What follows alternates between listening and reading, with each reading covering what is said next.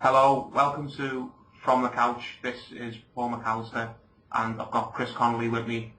Today we're going to be talking about some of the latest goings on in British boxing, and I'm going to run through some different subjects that we're going to dissect.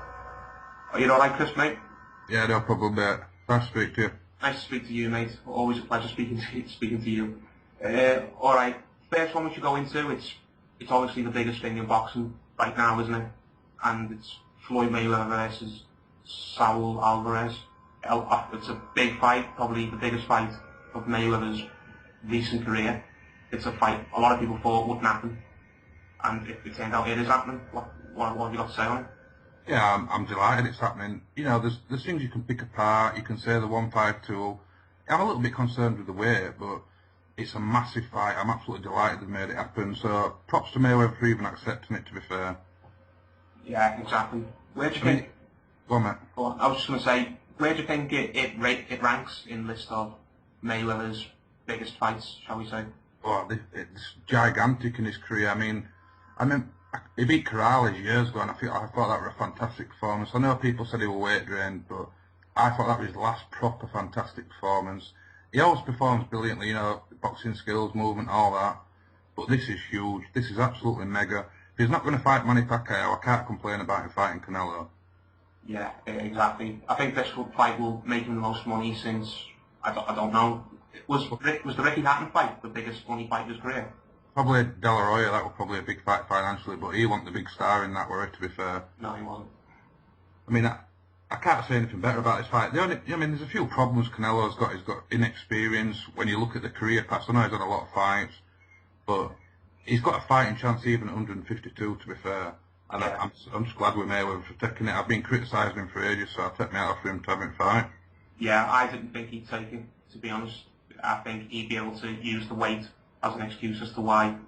And after what happened with Manny Pacquiao, I kind of just accepted that Mayweather was never going to be in the fights we kind of want to be in. Do you know what I mean? Yeah, I think he's probably been pressured into it by TV networks. Have probably said, look, we've lost money on the Guerrero fight. We need you to make money. Exactly, yeah. I mean, he's on a preposterous amount of money. He was supposed to have got over 20 odd million for his last fight. I know. I mean, astronomical sums, but this is worth every penny. I mean, if you're going to talk pay-per-view and all that, this is a definite pay-per-view fight, even for me. Absolutely, yeah. Showtime, they've got some big mega deal with Mayweather, haven't they? Where does he make something like 100 million in 3 years? Yeah. Jesus Christ. And obviously, as you've just pointed out then, they must have turned around and said to him, you're not getting that 100 million unless you start taking some better fights, because the Guerrero fight, it's meant to really, really underperformed, hasn't it? Well, yeah, I mean, some people have tried papering over cracks, but it's supposed to have lost millions and millions of dollars, so, I mean, we know it's struggled to even sell the venue out, so if you can't sell a venue out for a big fight, you've got issues, haven't you? Exactly, yeah. And it's the whole problem with that was it just wasn't that good a fight, plain and simple. Guerrero wasn't some big superstar opponent, like they tried to hype him up as being. Yeah. I mean, this is a problem that Mayweather's got. I mean, it is mandatory, so you have to take your hat off for having your mandatory, but you've got to question how Guerrero got that position in first place just by beating Berto. Exactly, yeah. Canelo, though, he's, like you said, he's coming down in the weight. He's agreed to the catch weight. A lot of people have said a lot of stuff about it, saying, oh, it's Mayweather trying to get the advantage. Yeah. Do you think the weight's going to be a massive difference? You know, I think it's been underplayed. I think over time I've accepted it just because the fight's going to happen. But we should realise, I mean, he weighs in like, what, 160 odd pounds on fight night, Canelo, or heavier sometimes. So it's obviously going to be an issue. It couldn't happen in 6 months' time, this fight, in my opinion, you know, later than the date. Because I think Canelo will be too big. I think he's definitely going to move up in the weights. Exactly. And Floyd Mayweather, how many times he fought at junior middleweight? Twice, isn't it? Yeah, he's won 2 world titles, which is disappointing, really, when you consider he's twice being the 154-pound king. He's a super champion, in fact. Yeah, but like you said, neither one. I think he fought De La Hoya and he fought Cotto. Neither of them, they weren't masterclass performances, were they? No, I think this is probably what's edged him to go to the 152. He's probably underperformed a little bit, 154. Yeah, But I mean, he's given himself a stick to beat with because he's done it twice before. Do you know what I mean? There is an issue to this, but I think my happiness at the fight happening is accepting of it. Yeah, he's given Manny Pacquiao a lot of grief, hasn't he, for bringing opponents down. So Yeah, I think he's already come out and said something about forgetting what he said before, which is quite apt for him to come out and say something like that. I 'Cause know. he has talked a load of shit, to be fair. It's what he does best, isn't it, Mayweather? Do you think Canelo deserves to fight with Mayweather, or do you think he's just because he's a superstar in Mexico and he makes so much money? Do you think he's kind of been fast forwarded? Yeah. Well, I think we've heard about Canelo for about 4 years now. We've been hearing about him for years. He's the next big thing. He's this, that, the other. And he's been fighting guys outside of their weight as well, to be fair. You know, he's been pulling guys up. And I mean, this is a massive test. He fought Austin Trout last time. I was megally impressed with that performance. I expected Trout to beat him easily, to be honest. Yeah, I picked Trout in that one as well. So, but before that, like you just pointed out, his list of opponents wasn't great, was it? It was terrible. I mean, he'd fought like domestic British guys, and Brian Rhodes and Matthew Hatton and people like that. I mean, at domestic level they're all right, but if you're a superstar, you can't really be fighting them guys. Yeah. So do you think Canelo? Do you think that's maybe a weakness for Canelo, that he can't handle fellas his own size and that he'll get found out? Or Well, we have seen with his punish power before, especially against Matthew Hatton. He caught Matthew Hatton with some big shots, and he could not really. I don't think he seriously hurt him. I mean, when I look at his record, I do think it's scratchy. I think his power's probably a little bit overrated, but then again, we're looking at Mayweather, and this guy's not a 154 guy, so he's not a 152 guy if he's into 154. It's very difficult to see Canelo winning. The betting odds, the top story in this fight, I mean, Mayweather's on every favourite. But the size of Canelo, and just the potential that we've seen of him, especially in the Trout fight, it makes it a big fight. It's a massive fight. Canelo, do you think Canelo's been? Oh, I'm trying to think of a way to say it. Do you think Canelo's going to go looking for the knockout, or do you think he's going to try and box, or do you think he can do that? Because Mayweather is just the master at negating aggression, isn't he? Do you know what I mean? Yeah. This has been an issue for years. Just like you said, I don't know, 42 guys have tried, or how many ever it is, and they can't come up with a way to beat him. You can try out muscle him. I watched Ricky Hatton try it, you know, and he got made to look a bit of a mug in my opinion. I'm not Ricky Hatton's biggest fan, but he looked stupid. He walked forward, he got caught with everything. I think the way Canelo fought against Trout, it gives you a little bit of an opening to see him boxing his way in at least, but I think he's just got to put it to, we say it every time, but he's got to put it to Mayweather. He's got to put it up to him, make it an hard fight, see if them old legs start creaking. Exactly, yeah. Mayweather's not getting younger, is he? Looked very good in his last fight, didn't he? But there's only so long he can go on. I mean, I obviously thought he was going to beat Guerrero, but he was tremendous. His movement were absolutely brilliant, as good as ever in my opinion. Yeah. If Mayweather beats Canelo, what do you think it does for his legacy? I think it's a thumbs up in his legacy. I've been thinking about it for a few weeks now. If we get over the 152 bit, I mean, you have to say this is the fight everybody wants right now. Yeah. And you cannot knock Mayweather. I mean, I know there's politics in boxing and you can't fight him because he's with this promoter or that promoter, but they've got this fight going and we all wanted it, so this is a major, major boost for Mayweather's legacy. Yeah, I think taking this fight has, in my opinion, repaired a lot of the damage that he did to himself when he didn't fight Pacquiao. I've repaired all of it, but it's gone a long way. Yeah, absolutely, yeah. And I think Canelo, in a lot of ways, is a harder fight for him than Pacquiao, because Canelo's, like you said, he's much bigger, isn't he? Yeah. He doesn't just have, he's a completely different type of fighter. Yeah, I'd probably say he's not as one-dimensional as Manny Pacquiao started to look. Pacquiao relies a lot on speed, doesn't he? Yeah.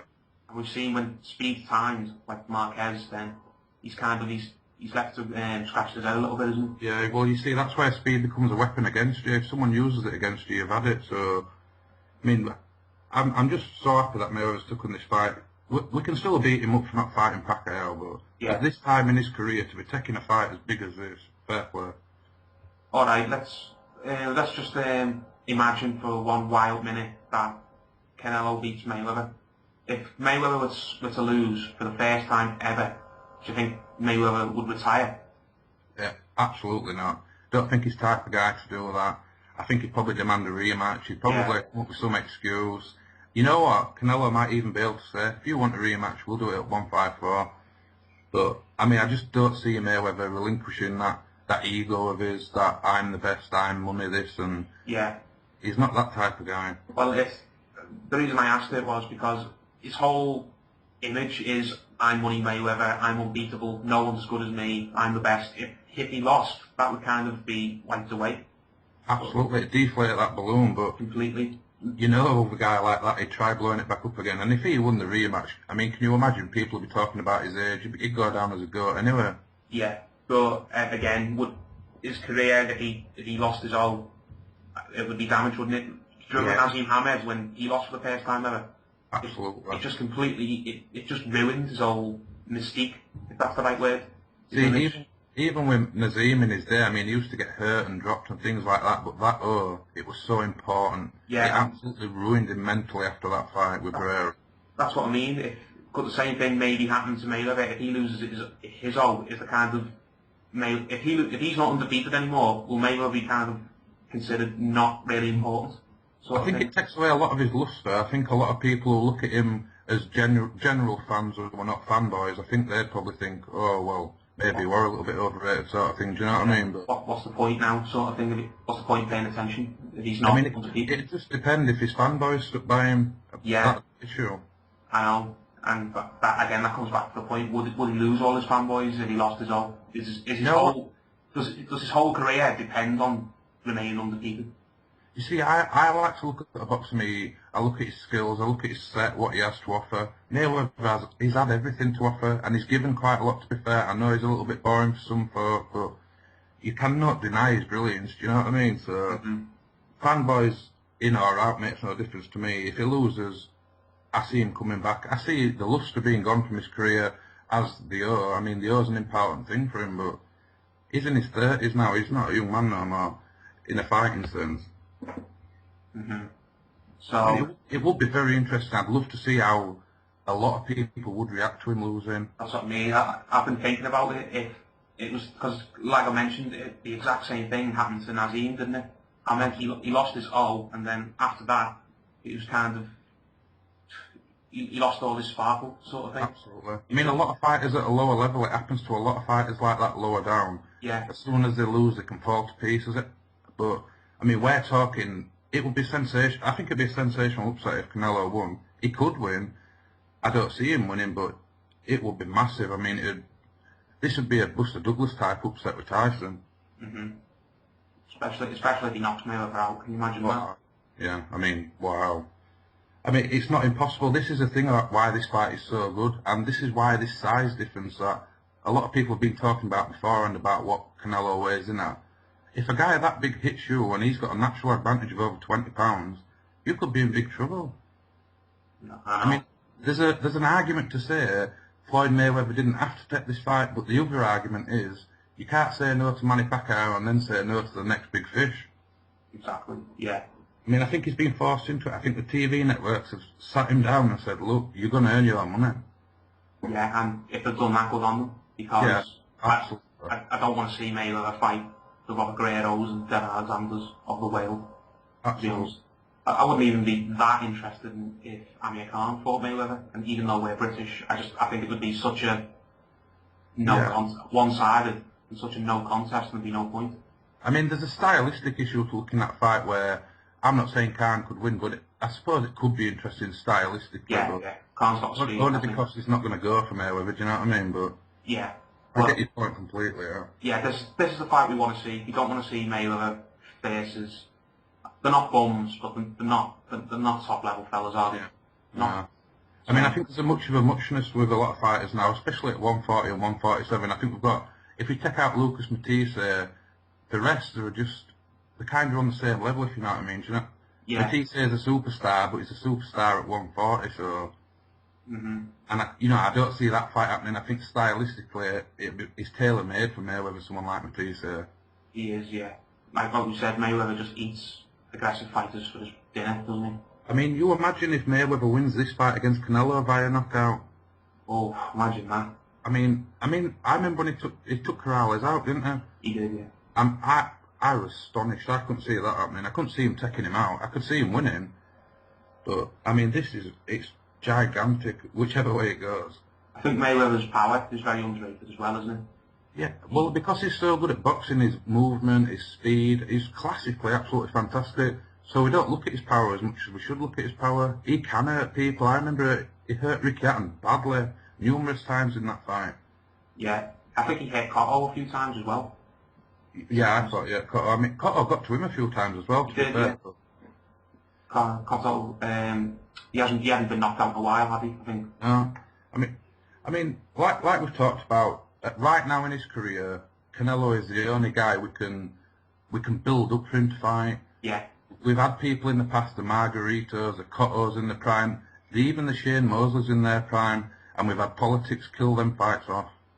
Exactly. And the fact that this one has come off, I mean, it's fantastic news for fighters. So refreshing, isn't it? It is brilliant, yeah. Yeah. So we'll move on from that.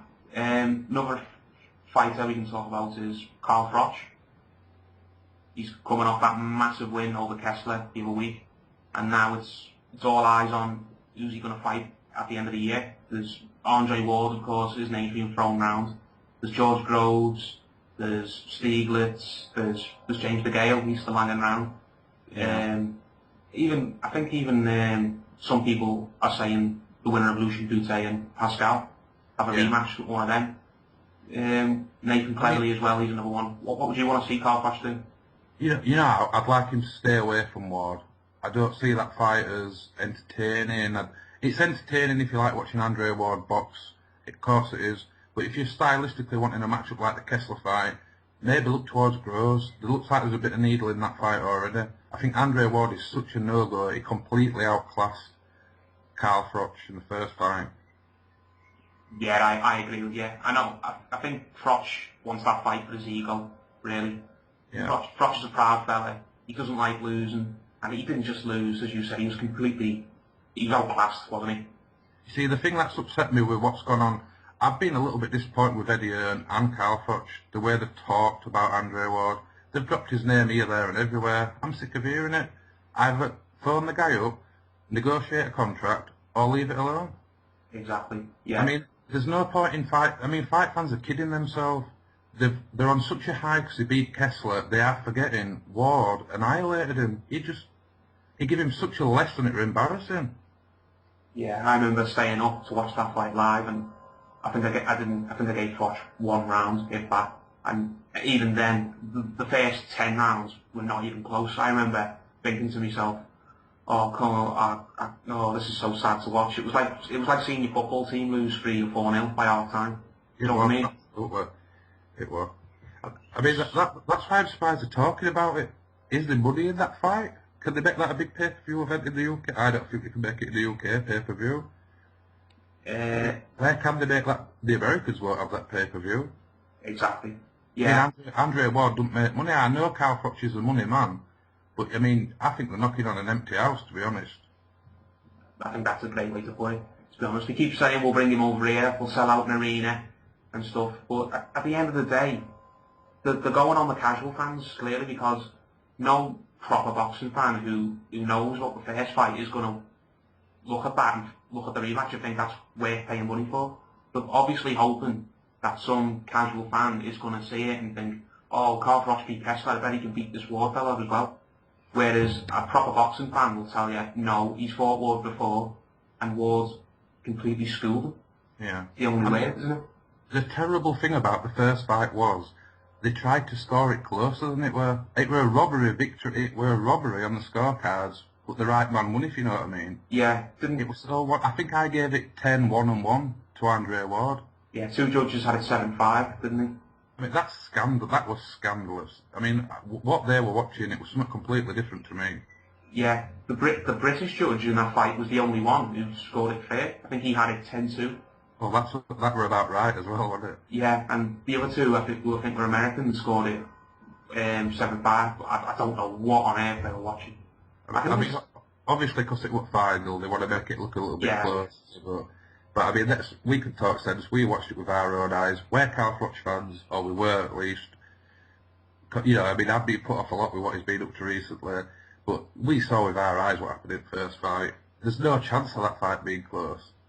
Yeah, to be honest. It doesn't matter where, I'm trying to think of a metaphor. It doesn't matter where QPR play Man United, they're not going to win. Absolutely. And that's no slagging off that's no slagging off certain football teams. It was just the first thing that popped into my head. You can't beat someone who is just that much better than you, whether it's in your back garden or whether it's on the moon. That's it. I mean, like, we can look at other fights, and I see the Groves fight, I see Carl Froch bad-mouthing him, complaining about him sparring. Yeah. I mean, why you would complain about a prospect sparring with a top-quality guy is beyond me, because every fighter's done it, and I think George Groves, to be fair, did the right thing sparring with Kessler. Yeah, again, I think it's just Froch's ego going out of control, isn't it? Yeah. For a long time, he was the fella no one paid attention to, wasn't he? And now that everyone's paying attention to him, he can't get enough of it. So he wants everyone's attention all the time. I mean, this is the guy 4 or 5 years ago. He didn't even have his fights on TV. Mm-hmm. You know, he's gone into box office, gone into pay-per-view. I mean, the rise has been meteoric, but he needs to remember his level. He needs to remember where he's come from. And, he needs to keep some of that dignity. I don't know where it's gone. He used to be a likeable sort of bloke, but... Yeah, I think the lights and the glamour and the being on the telly, being on Jonathan Ross' show, because can you imagine if he was on that 4 or 5 years ago? Oh, yeah, no one would have tuned in, would they? No one would have had a clue who he was. But yeah, I think it's gone to his head a little bit, and I think he's reveling in the attention just a bit too much for a lot of people. I mean, he does deserve some credit. Yeah, of course. But I mean, like we've talked, I just think he's overdoing it slightly. Well, he's more than overdoing it slightly. He's been a bit of a prick, but yeah. I mean, I will give him a little bit of a pass, but don't disrespect a guy who's done what Andre Ward did to you. It's just illogical. Yeah, I can understand why Andre Ward's getting annoyed, because he completely outclassed Froch, and it's like everyone's just forgot about it. Yeah. You know what I mean? Like, everyone's talking about is if a rematch would be close, and it just wouldn't. You get what I mean? Everyone's talking about Froch as the super middleweight champion because he's got the belts. I understand Andre Ward turning around and saying, hang on, no, you're not the super middleweight champion. I'm the super middleweight champion. I won the Super 6. I beat you in the final. I didn't only beat you, I embarrassed you. And I'd beat you again. So kind of everyone stop going off what he says. Yeah. I mean, look, Carl Froch, we can fight. I mean, he could fight Gale. He's down to fight Barker, isn't he? Yeah. So, I mean, I can't see if Barker could win that fight and spoil it anyway. DeGale, he offers nothing to Carl Froch, James DeGale. I mean, I've watched him for a long time, James DeGale. I like him, but he's too lazy. His inactivity during fights it cost him dearly against Carl Froch. So, I mean, I like the George Groves fight. It looks good to me. I don't think he's going to move up Carl Froch, because I just don't think his power that he has now would not carry. So he's going to have to pull people down. Yeah. Or fight a domestic guy up, maybe fight Nathan Cleverly, but I don't think Frank Warren would let that happen anyway, and I don't think Eddie Hearn would want to give him any money for that. Yeah, exactly. I'd like to see Froch fight a British fighter, to be honest. That's my opinion. With Ward, I know he won't like people saying this to him, but I think he just needs to let it go, sort of thing. Yeah. I know he's got a big ego and he's a proud fighter and he doesn't like losing, and whenever he does lose, he wants a chance to avenge it. Everyone will be the same, but it's one of these where you rub your hands together and think, all right, put Andre Ward behind me now, close the book on him, let Andre Ward do his thing in America, and I'll do my thing here and make a load of money, and go fight George Groves. That's a great fight. That's a fight that would, if it was built up, would get the public's attention. Of course. It's a domestic blockbuster, to be fair, that fight. I mean, George Groves is rapidly improving. He's ranked in top 5 with most of the major governing bodies now. So, I mean, it's a logical fight. It makes sense. You know what? People might think I'm all against Carl Froch. I'm not against Carl Froch. I used to love the guy. I still love watching the guy. I just don't like listening to him. And the thing with Andre Ward, he needs to travel. He needs to stop staying in America. It's no good bringing Kessler over to fight in your own town when Kessler was the champion and not travelling yourself. Do you know? He should travel. But he should be looking at guys like the winner of Pascal Boutte and go to Canada and do that. Yeah, I agree with that. Because he needs some fresh opponents, doesn't he, Andre Ward? Doesn't need to go over old ground. his brilliance is like Floyd Mayweather. He's stuck in a position similar to Floyd Mayweather. I mean, he's going to have to move out of his comfort zone. We know Floyd Mayweather going back on him. He fights at the MGM every time he has a fight. But he's doing what we want him to do now, do you know what I mean? So Andre Ward's going to have to start following suit. Exactly, yeah. I want Andre Ward to travel as well. I don't see the point in him travelling to England to fight Fox again, because it wouldn't be the same. I agree with you. Go to Canada and fight Pascal, the winner of Pascal Bute, someone he's not fought.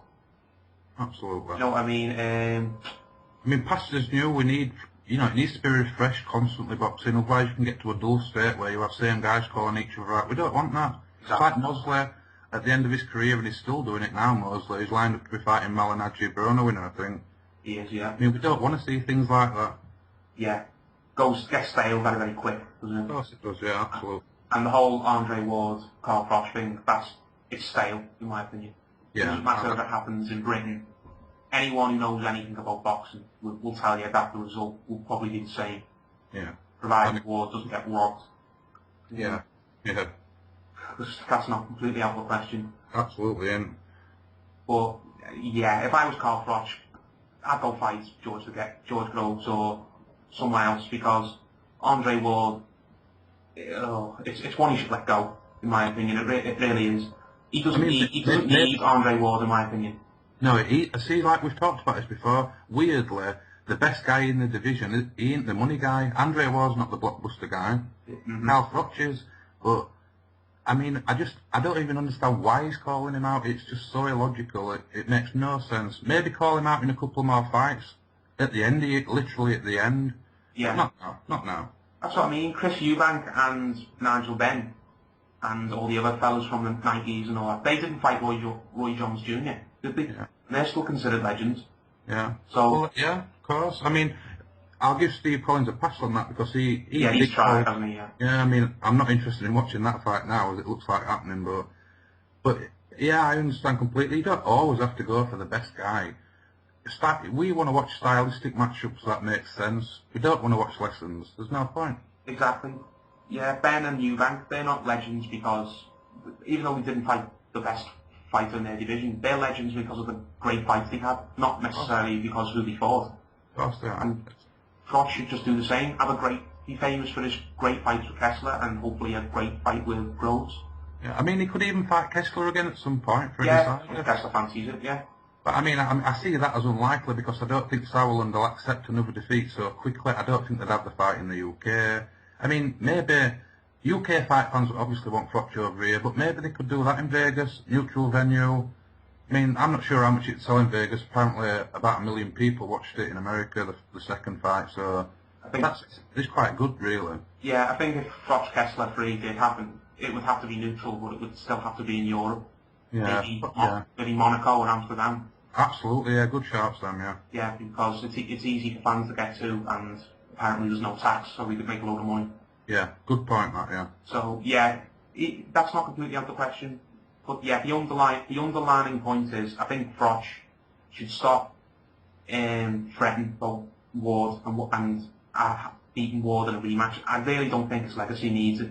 No, I agree 100%. If he never fought Ward again, he wouldn't be remembered just because he lost to Ward. He'd be remembered as a great fighter.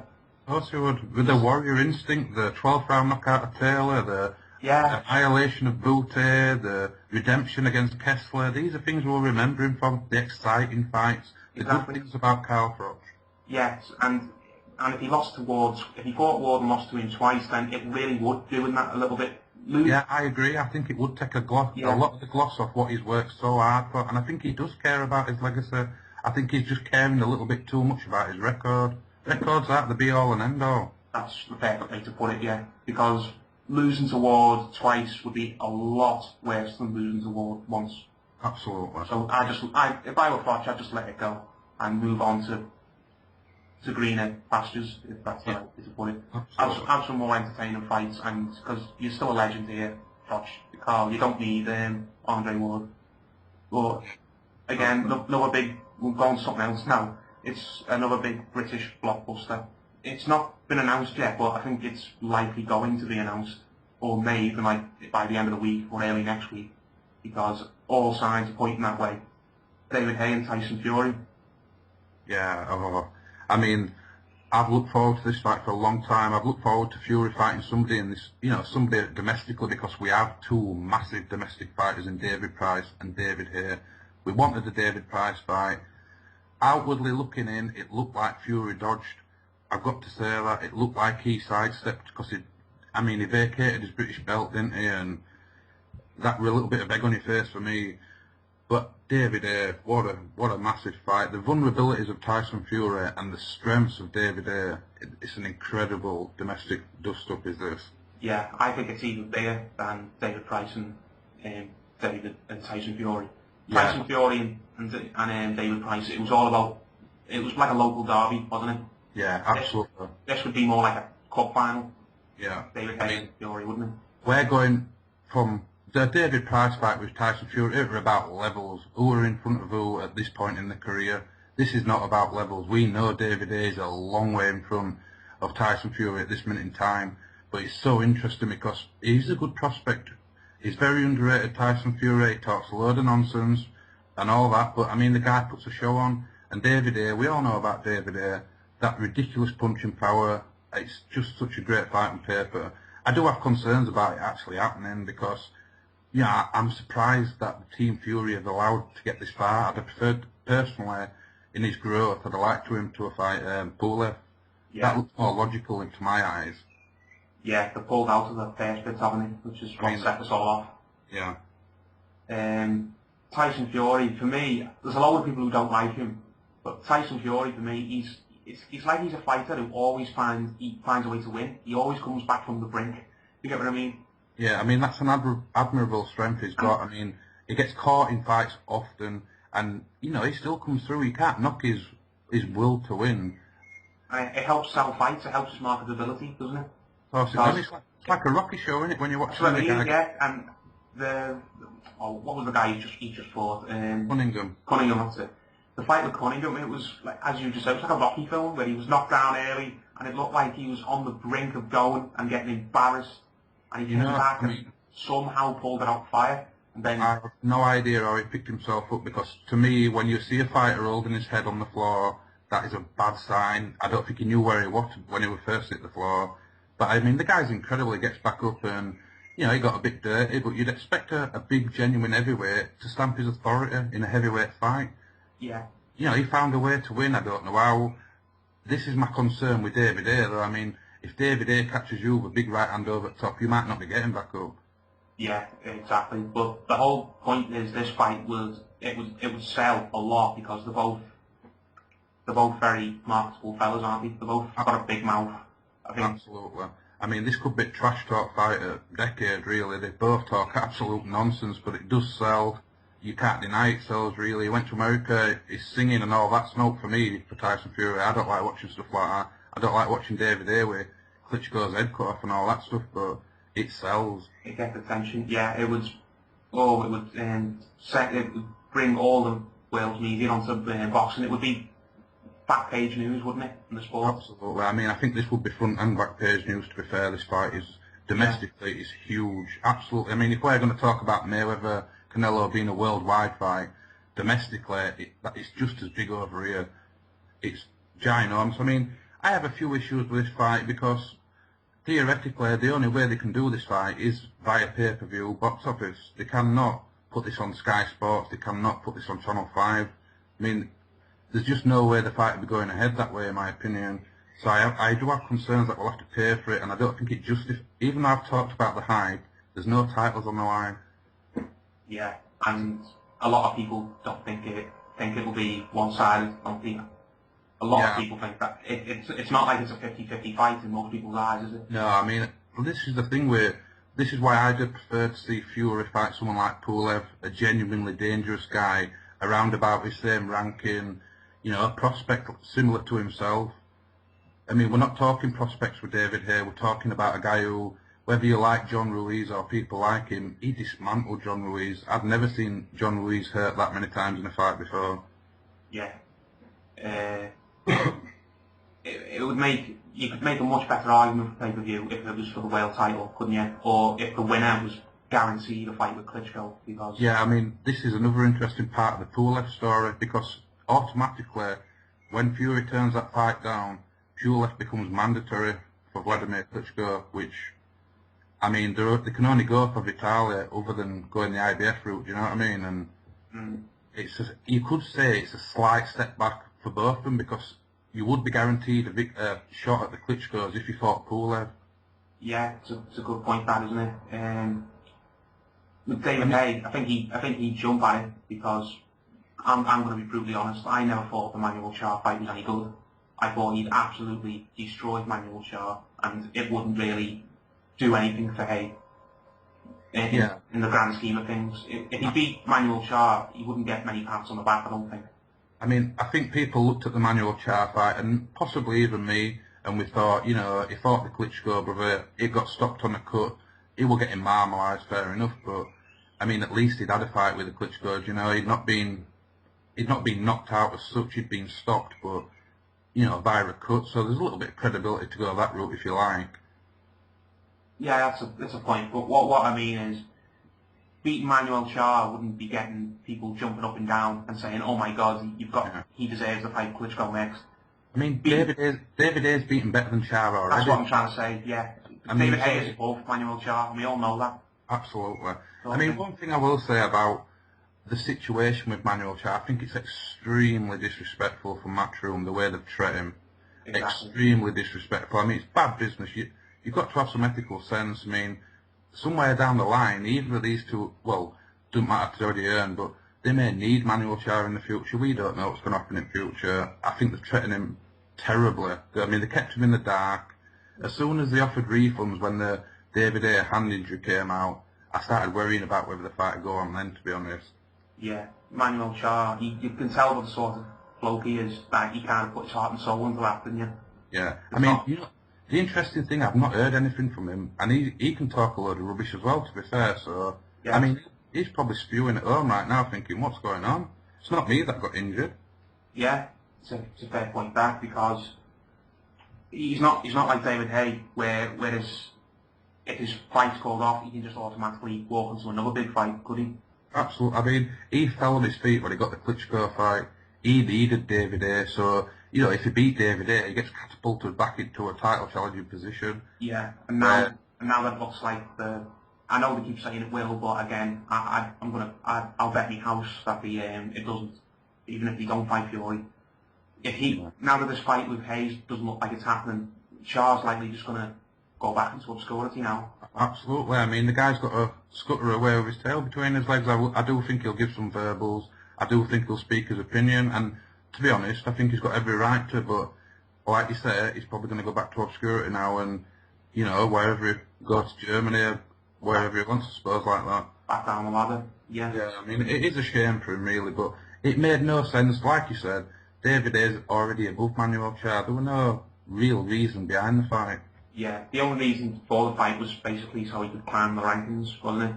Well, yeah. And sometimes you've got to do that, but Manuel Shah, I don't know how true this is. Again, this is just going off something I've heard. Apparently, the tickets not selling very well. When I say not very well, what I mean is they weren't selling out in like hours, which is what he's used to. I mean, I'd seen that there were still tickets being advertised after I'm sure there were a couple of days afterwards. I think Eddie Hearn was pushing it on Twitter, and I know David Haye was. And, you know, that's a surprise because David Haye's got a big following over here. But then again, we're onto this subject where if you take the mick out of domestic knowing fight fans like us, we're not going to buy tickets for fights with Manuel Shah. No, exactly. And again, I think it gives you more reason to think that they're not going to rearrange the fight because they've obviously seen the fight wasn't received very well by a lot of fans. So you obviously they're going to take it off now, sort of thing. Yeah. Put a line through it and think, all right, we'll leave that now. We'll go and do something else. I mean, if you talk the two money men of the heavyweight division, the Klitschkos, you look for the next guy, and it's David Haye. Yeah. If he's struggling to sell a fight with Manuel Shah, you know you're in trouble.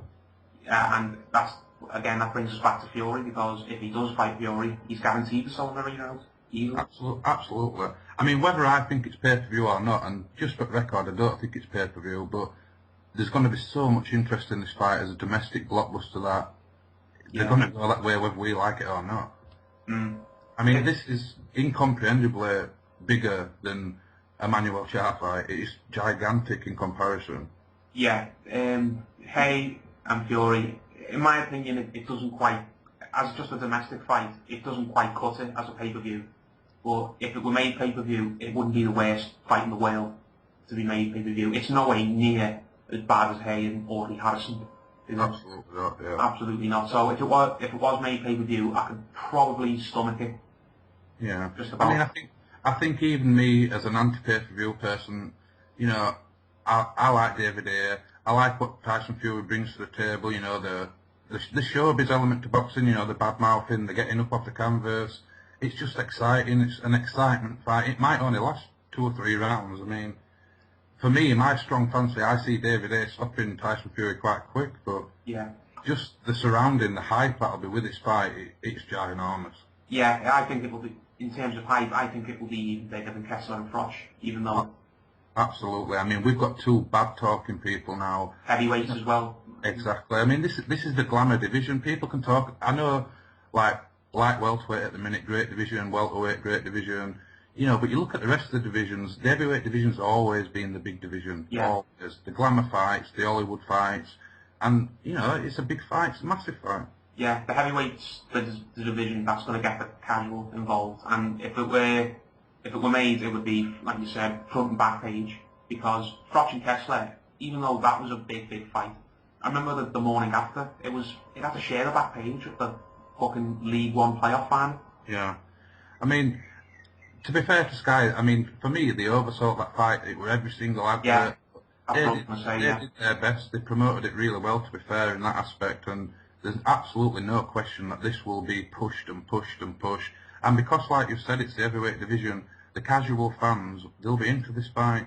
This is what brings more boxing fans to the table, which is a good thing in my opinion. We need more fans in the sport. Exactly, and for casual, it will help it even more. Like, everyone knows David Hayes. You don't need telling. I think quite a lot of people know who Tyson Fury is because he fought on Channel 5. Yeah. On free to air. I think a lot of people know Tyson Fury is not a world champion, but I think a lot more people know Tyson Fury than, say, Kell Brook, who's in a similar position. He's knocking on the door for a world title. I'd absolutely agree with that, absolutely. Because he's on Sky. Yeah. Not everyone knows who he is, but Tyson Fury, because he's on Channel 5 and it's free to air, a lot of people will be familiar with him. Fights on terrestrial television, it's great. I mean, I hope Channel 5 stick in the game. From what we've heard recently, it don't look likely, but this springboard, the general public, non-paying public, just watching the TV, seeing a guy like Tyson Fury, it's great for boxing. I mean, it helps boxing's image, it brings casuals, and that's what we need. That's how hardcore fans start, just as casual fans, and, you know, this is a big fight, like I keep saying. Yeah. Alright, we'll leave that now. Another fight I want to talk about, it's going to be on, I'm quite happy that it's going to be on Sky at the weekend, I think. Stevenson and Dawson. Yeah, that's a massive fight for quite a few reasons, to be fair. I mean, I think Adonis Stevenson's quite highly ranked in Carl Froch's division, actually. I think last time I looked, he were knocking about the top 5, but I think he was the man, yeah, I think it was, yeah. I mean, so that's interesting straight away from a rankings point of view.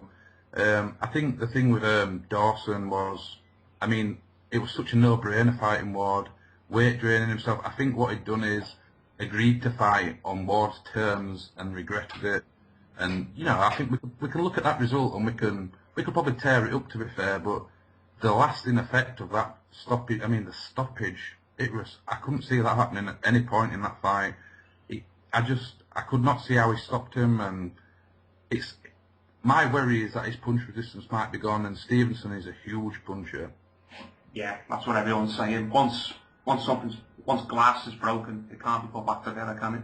Yeah, that's a great point as well, yeah. Yeah, it's the type of, that was the type of fight where that just ruins a fighter, isn't it? He might never be the same again. It was like, I know it's a bit early to be saying it now, but it was like what happened with Bute and Froch. You know, yeah. It could have scarred him. I mean, we've seen Bute since, and I can't remember the guy who fought Grashev or someone like that. He looked I thought he looked quite vulnerable in that fight, and he should have won that fight a lot easier, especially on his earlier performances. So they can be devastating when you get stopped, especially when you get stopped the way he got stopped, body shots going in, and I mean, he was shook up. I thought he got battered by Andre Ward, a non-puncher. It were a big surprise the way he got battered to me.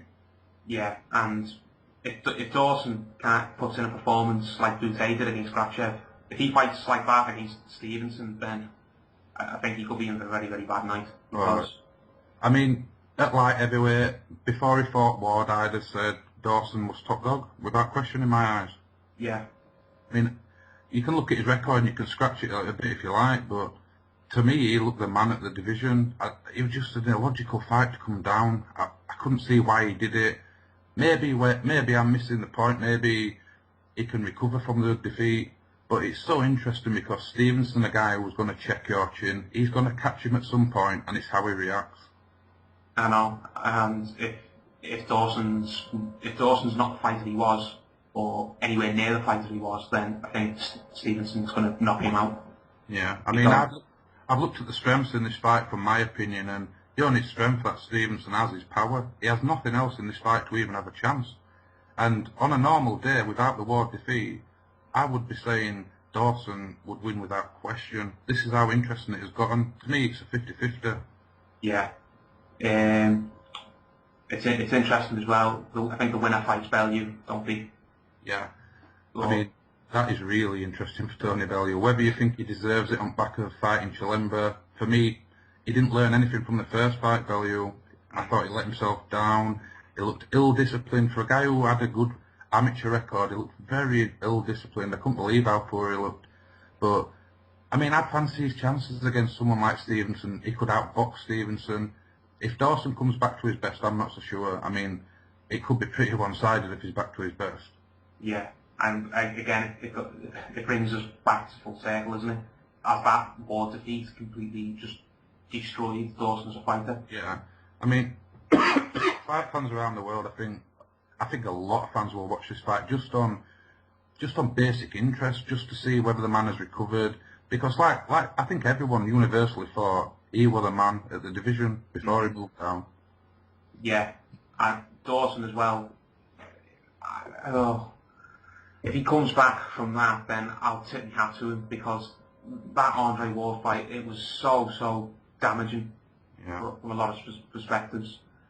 I know he's going back. I know everyone's saying he was weight drained and stuff, but when the damage is done, the damage is done, isn't it? Going back up might not help him. And I agree with you. I think he was a top dog without a doubt at light heavyweight. He was the first person in ages. Wasn't he the first person to beat Hopkins since Joe Calzaghe? Yeah, I think he was, yeah. Yeah. And I mean, he's an orc, and he dealt with him easily. I mean, even if you watch the first fight that got stopped because of the injury, Hopkins didn't want to know Dawson. Yeah. He got dealt with. It was just as simple as that. Yeah. I mean, you look at the only real frailty I've ever seen with Dawson was in the Pascal fight, where he looked a little bit limited in that fight. I mean, Pascal's probably a little bit underrated, but he's not as active as you'd like. But at that point in time, well, I thought that Ward might struggle, even with Dawson moving down. Yeah. Had Ward gone up, had the fight happened at light heavyweight, had Ward gone up to fight Dawson, then I think, I know it sounds mad, but I think Dawson could have beat him, or maybe not beat him, but definitely made it close. But I don't think he'd have got stopped, not up in his own definitely way. not. Definitely wouldn't have been stopped. But It's like you've said with broken glass, once it's broken, it's gone. Yeah. you've got the skill to put it back together again. And even if Ward came up and fought him at light heavyweight now, again, I think he just destroyed Dawson again. Yeah. I think the mental scarring in this fight's the interesting part of the fight. Yeah. I mean, his punch resistance, before what had happened with Ward, I never questioned his punch resistance. That wasn't an issue with me. Yeah. Ward's I not. mean, I've gone as far as thinking, to my mind, even though I'm saying it's 50-50, I do quite fancy Stevenson to pull it off. Yeah. If I were a betting man, I don't bet off as much as you, but I would put it on Stevenson to knock Dawson out. Yeah, I think that's the value in this fight. A few quid can't hurt, can it, really? Yeah. And Because we'll find out for sure. if Dawson can recover mentally, then hats off to him, because he'll have managed to do what a lot of other people never managed to do. Yeah. Because I mean, how many fighters have we seen in the they've had a really, really bad loss, like the Ward loss, and just have never come back from it? well, I mean, you see guys like Ricky Hatton, don't you? Yeah. He suffered his first defeat. He was never the same. I mean, after he beat Costa Azul, that was his defining fight.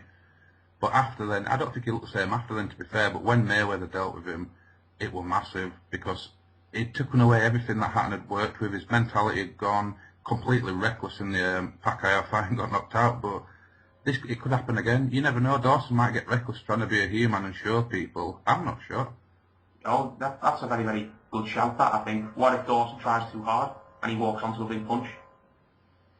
I mean, I can't wait for the fight, actually. It's one of them fights I have been looking forward to. I will have a few pounds probably on Stevenson, but, you know, I'd probably be happy to lose.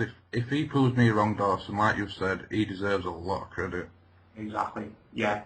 And I think Dawson's best chance is to outbox Stevenson. He can't try and prove how macho he is and how brave he is by standing toe to toe, because if he does, I think he's in trouble, to be honest. See, that's the thing with the mentality that we've said. All he's got to do is try to do what he did before he fought Ward. He's got to get that demon out of his head, use his skills, use everything. He's got every advantage in this fight to look good.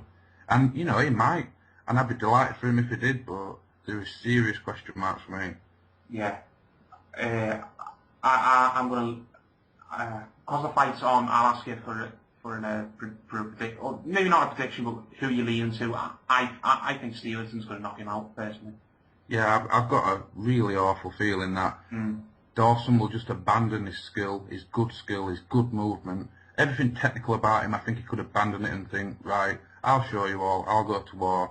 And you don't want to do that with a guy like Stevenson. So I've got to go Stevenson by knockout, probably early to middle rounds in my opinion. Yeah, I agree with that. I'll go for Stevenson in round 6 or 7. Yeah. But again, if Dawson wins, then I'll be really, really impressed and happy for him that he's kind of put what happened with War behind him. But absolutely, yeah. You've seen it happen so many times to other people, haven't you? Yeah. So, right. Last thing, another big thing that happened, because there's been no fights since the Froch Kessler one, the other major thing that's happened is Carl Frampton has signed with Frank Warren, left Eddie Hearn. That really, really surprised me, because, do you know, normally when stuff like that happens, there's rumours for weeks, like Hay and Fury. We can't even, when that fight gets announced, if it's announced, we've known it's been coming. For me, this just came completely out of the blue, like no clue what's happened. This was so left field, it's unbelievable, it's incredible how it's happened. I can see a reason for it. I see a reason for this, absolutely, but to go to Warren at this point, especially in the point Warren's at now, where he's losing fighters left, right and centre, where he's having public spats with people like Kevin Mitchell, I mean, it's a risky move. They must have seen some reason to do it, but I can see reasons, but it's very risky, leaving someone like Matchroom at this point. Yeah. Frank Warren, to not beat around the bush, he's on his arse, isn't he? Absolutely. I mean, what has he got to offer? We had Derek Chisora. I mean, up until a few weeks ago, he was fighting an unnamed opponent on the top of the bill. I mean, this is incredible. A heavyweight fighting an unnamed top of the bill opponent. Well, not top of the bill opponent, but he was top of the bill against an unnamed opponent. Yeah. I mean, how will you sell that? I've no idea. Why, if you're Carl Frampton, here's a way to look at it, why would you leave a team that's playing in the Champions League and sign for a team that's in the relegation zone, thereabouts? Do you know what I mean? I mean, this is where I do see a point to this bit, because I think he wants to be a big star, Frampton. I think he wants... Who's the domestic guy he wanted to fight? Scott Quigg. Scott Quigg, and that just don't look quite coming off. I think he's been disappointed with guys pulling out of fights for him before. I think he probably wants to fight more. I think Barry McGuigan definitely wants him to fight more. And I think he might have moved just for the simple reason. He goes over to Frank Warren, he's the big star. There is no one bigger than him, not Chisora, not even Cleverly really, because he's not got a big following. And, you know, Frampton's got a massive following back home. So I can see that kind of reason for it, but I still scratch my head. Yeah. He said he wants to fight in Belfast a lot. I think Eddie Hearn was going to put him on the undercard at Hull, wasn't he? Yeah. I mean, I see this is where disappointments are because Eddie Hearn has got favourites. You know this for a fact. Eddie Hearn's favourites, Carl Froch, Tony Bellew, guys like that. You know, and he doesn't talk as much about Frampton. I do think there could be a little bit of an ego problem there for Frampton. Yeah, Frampton after Martinez clearly thinks he's hot stuff, sort of thing. Yeah. And you can understand that when Eddie Hearn's running around left, right and centre trying to keep Kell Brook relevant. Do you know what I mean? He's done all this for Kell Brook. Yeah. Keeps yapping on it for Kell Brook, but he kind of leaves Frampton out in the dark a little bit. You see, that's a great point I've completely missed. What he's done with Kell Brook, with pulling out of fights and supporting him all the way and overhyping him and saying that is this and saying that is that. I mean, and you've got a guy like Carl Frampton who is proving he's ready, and he's not getting no limelight, he's not getting no big mentions. I mean, it's all being left to Barry McGuigan to do. So I can see that frustration, but I do think that there's some sort of ego problem there with Frampton, and I'm not sure whether that ego will work with Frank Warren either. Yeah. I think the thing with Frampton is he clearly doesn't want to be on undercards, does he? Didn't want to go fighting Hull on an undercard with, what's the main event for that whole card? Is it Carson Jones and Kell Brook? Yeah. Yeah, he didn't want to be on an undercard. He clearly thinks he's bigger than that. He wants to fight in Belfast predominantly, and I don't know, maybe Matchroom didn't have any plans to go back to Belfast. But See, that's the thing I'm thinking about though. By going over to Frank Warren, I know he's been promised a load of fights in Belfast, but is he going to deliver them? Because Ricky Burns was promised a lot of fights in Scotland, and look what happened. You see, that's a great point because Ricky Burns is a homeboy. He likes fighting at home, which has surprised me because he's gone to Matchroom who they're not scared of. See, with their favourites, they'll throw particular guys under the bus if they feel like doing it. But, I mean, Ricky Burns has gone from, I'm fighting in Scotland, I want to fight in Coatbridge or wherever he's from, Glasgow. And, you know, Frank Warren made him fight in Wembley. He fought his biggest fight, probably since he was champion against Katsidis at Wembley. I mean, if he's not happy with Frank Warren making him fight in Wembley, I can't see what Frampton's going to be the same, do you know what I mean? Frank Warren works for himself. They'll fight where he wants them to fight. Yeah, and that's kind of what I don't get about this. Why I don't understand why Frampton's doing this, because maybe he had to be a bit more patient, sort of thing. Alright, I can understand him not wanting to be on the undercard in Hull, of all places. That sort of stab at Hull, but Yeah. no, it's not a big fight town, is it? You see, if you look at the Hearns in general, they've got a lot of links to Ireland, Belfast, places like that. But you know, they have lots of different shows outside of boxing. Darts, for example, it's massive over there. Yeah. And he's gone to Frank Warren, and I don't see any big link. I don't see any big reason, because he's going to have to send a lot of people on the undercard to fight outside of their comfort zone. Yeah, does Frank Warren have many Irish fighters? Well, not that I'm seeing. No. But, you know, that to a point, if you're putting Frampton on a big show, you're probably looking for some chief support like a Chisora. Is Chisora, would he want to fight in Ireland? No, he comes out in the Union Jack and everything, doesn't he? I mean, That's going to be a hard sell, isn't it? I mean, like I say, I can see some logic to it. I can see him being disappointed. I can see the ego thing, but it's quite an amazing move. I could understand maybe if he went to America because of the Irish, you know, the Irish links in America. He'd be a well-supported man in America. Oh yeah, like Macklin. Absolutely. I mean, he's played on that. A lot of guys do. Fury will get big support from the Irish in America, but Frank Warren, it's a peculiar choice in my opinion. Yeah. And going off it again, when was the last, do you remember the last time Frank Warren promoted in Ireland? Is there even? Yeah, honestly, I can't. I can't. So, I mean, he can put big shows on, but generally speaking... yeah, but they're always in London, aren't they? You're looking at places like West Ham's football ground, you know, Yeah. Kevin Mitchell's fought there a few times. I mean, Kevin Mitchell's gone in the opposite direction. I mean, I don't know what's been going on. There must be something in water. Yeah. That's as I said, Frank Warren, all his big shows are in London, aren't they? And they have kind of London-based fighters, or fighters who've fought in London a lot. I mean, Frank Warren's the original Cockney wide boy. Yeah, there's absolutely no guarantee that he's just going to go walk over to Ireland and set up a big show just right off the bat, is there? I mean, you look at Matchroom, they have fights in Liverpool, quite a few shows in Liverpool to be fair. You look at Liverpool as a city, there's a strong connection to Ireland. Yeah. You know, I mean, I am scratching my head with this. If he's wanting to fight at home more often, or where a lot of his fans are going to be, places like Liverpool or Manchester, you know, London wouldn't be a place I'd be going, not for that anyway. Yeah, and when's that card on in London when he's fighting? Is it next month?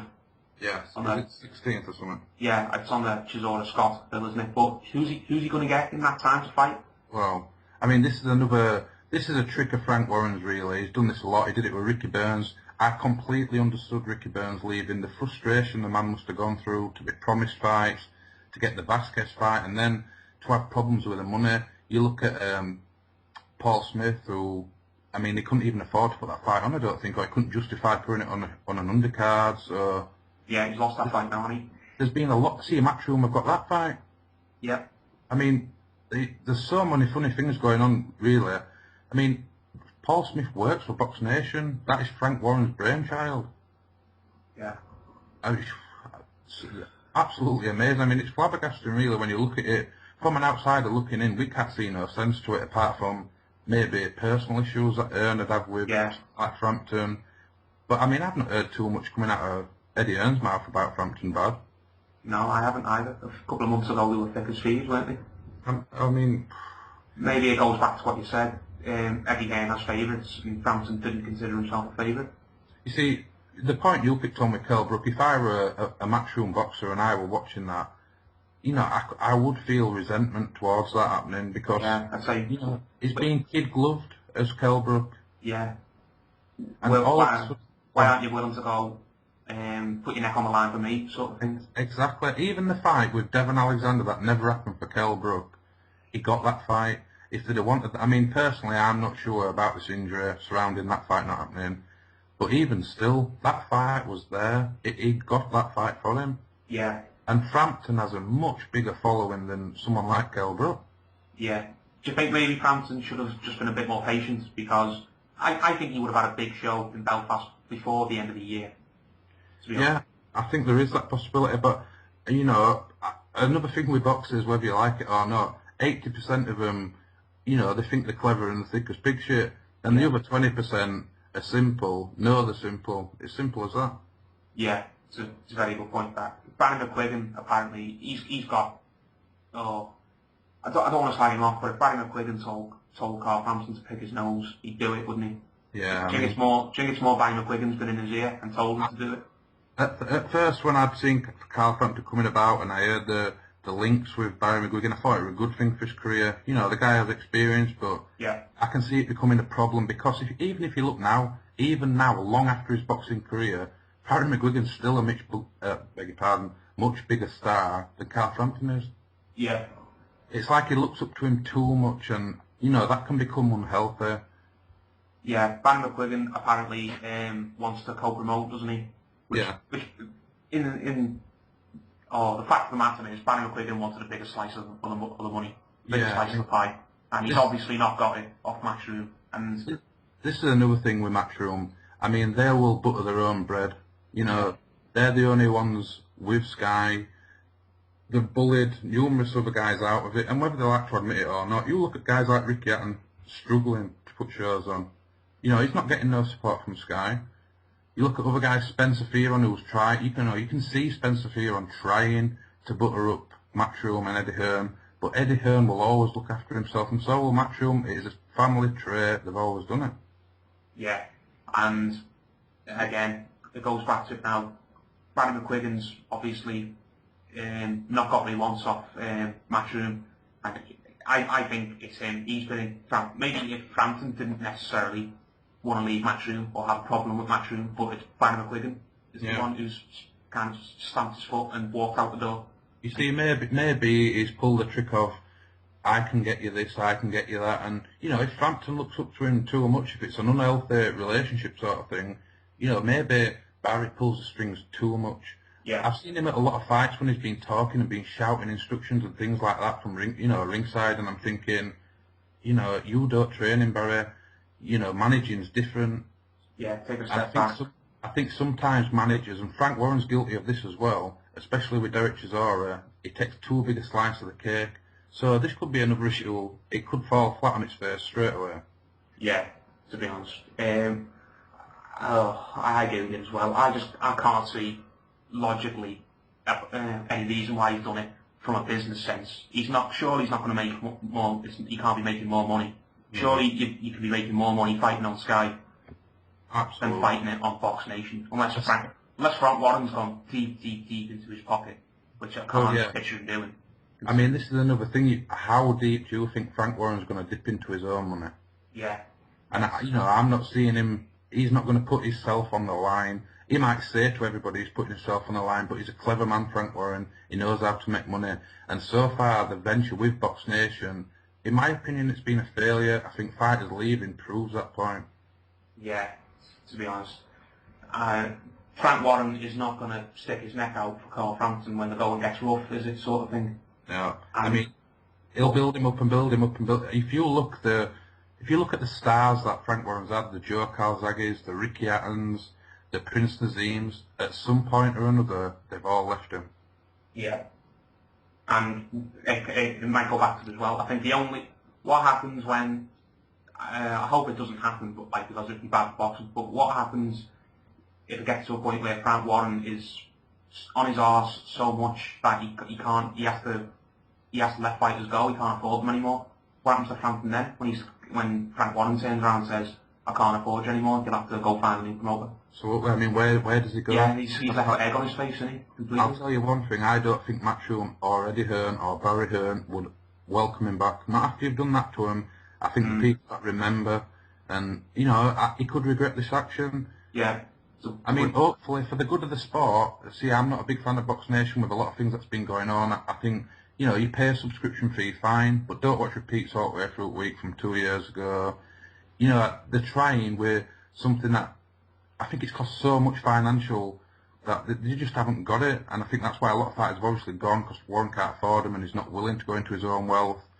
And it's just so puzzling why you would leave the big train, to get on a rickety thing like this.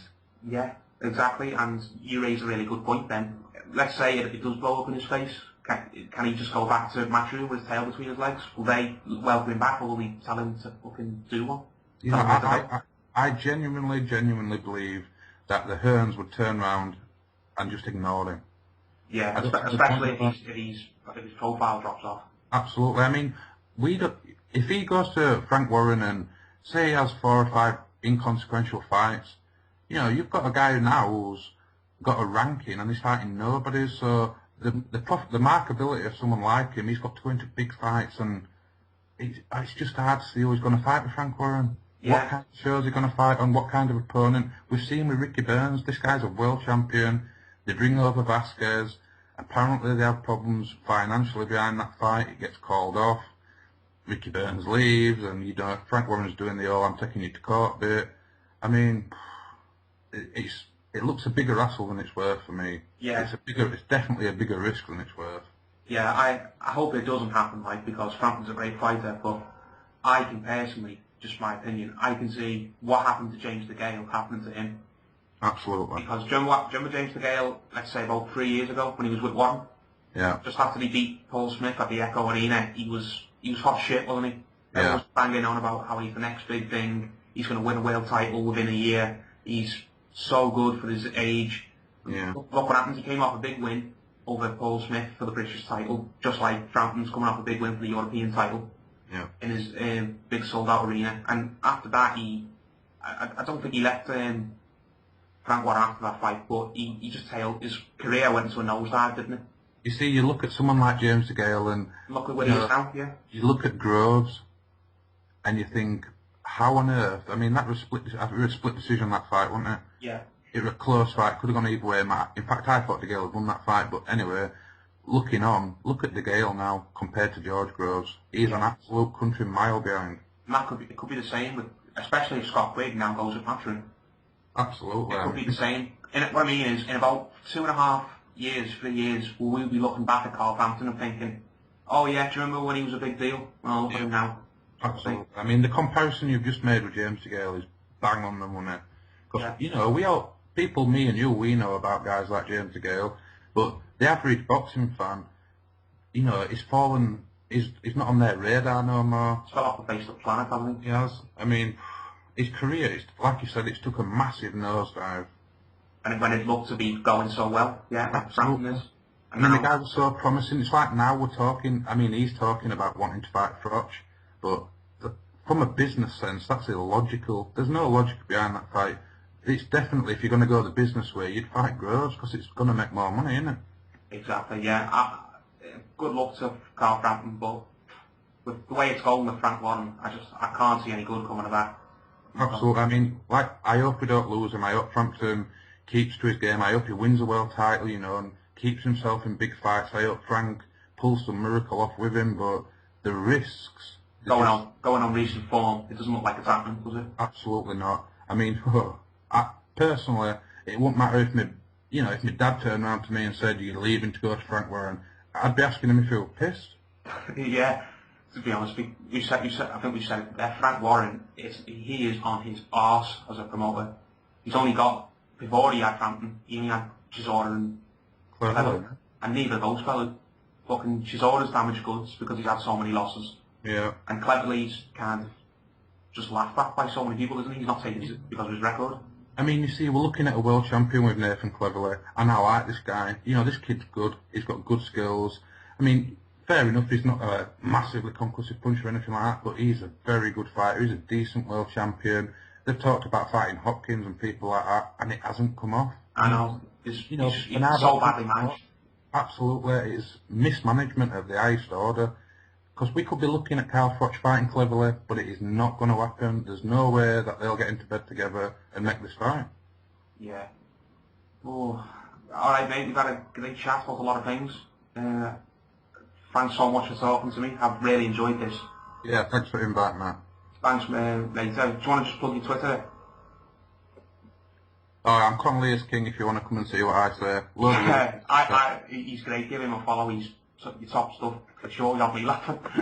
So, yeah, and hopefully we do some more of these debate things with European boxing news before long.